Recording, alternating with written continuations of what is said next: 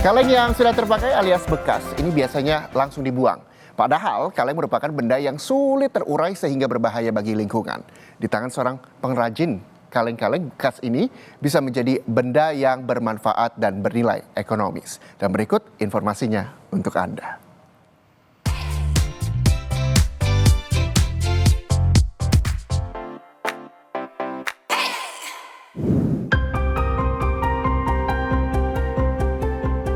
Kaleng merupakan salah satu jenis limbah sampah yang sulit terurai di tanah.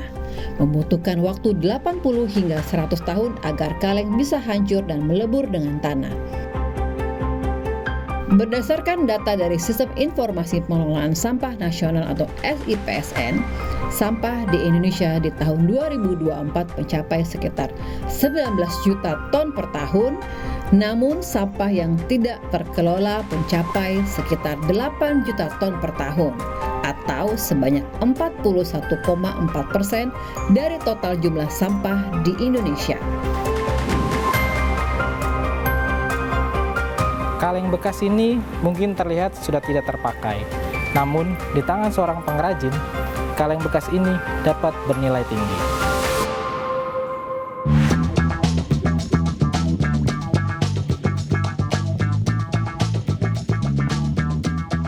Berawal dari hobi melukis, Lani Cahyaningsari mengubah kaleng bekas menjadi benda seni yang bernilai ekonomis.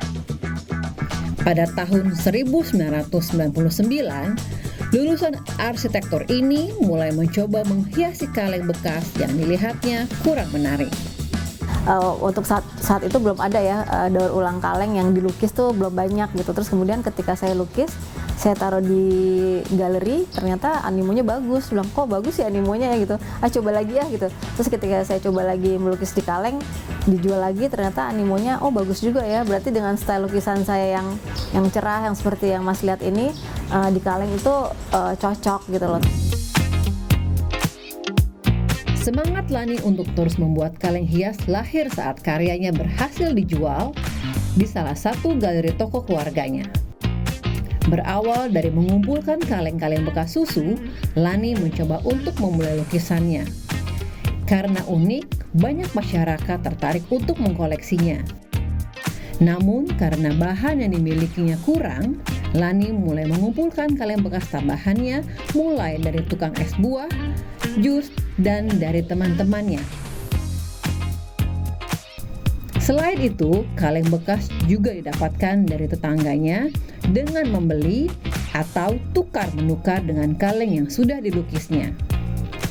Dalam satu hari, Lani bisa mengumpulkan hingga 25 kaleng susu bekas.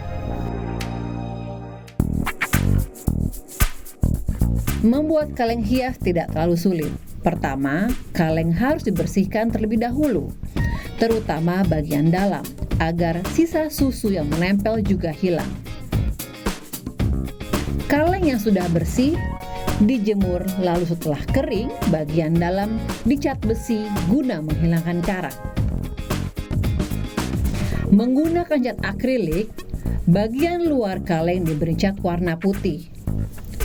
Setelah itu, menggambar pola dengan pensil dan diwarnai sesuai yang diinginkan.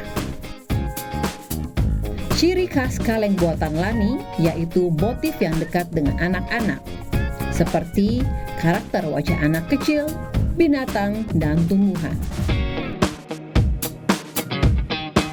Di tangan terampil Lani, dalam sekejap, kaleng bekas disulap menjadi berbagai produk yang bermanfaat, seperti tempat tisu, celengan, tempat pensil, dan ember kecil. Kaleng-kaleng cantik ini dihargai mulai dari Rp20.000 hingga Rp500.000.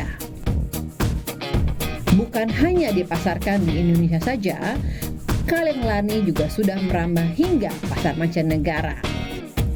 Tapi di balik itu semua, usahanya untuk memanfaatkan sampah kaleng bekas turut berperan dalam menjaga lingkungan. Ya kalau bisa jangan buang sampah terlalu banyak ke bumi ini ya, kasihan soalnya. Terus jadi kayak saya juga berusaha, kalau saya spesialisasinya memang di kaleng. Jadi kalau bisa bisa kita olah lagi lah menjadi barang yang lebih bermanfaat. Dan kalau saya alhamdulillah kaleng ini selain bermanfaat juga ada nilai ekonomisnya, jadi kan bisa bantu-bantu pemasukan keluarga.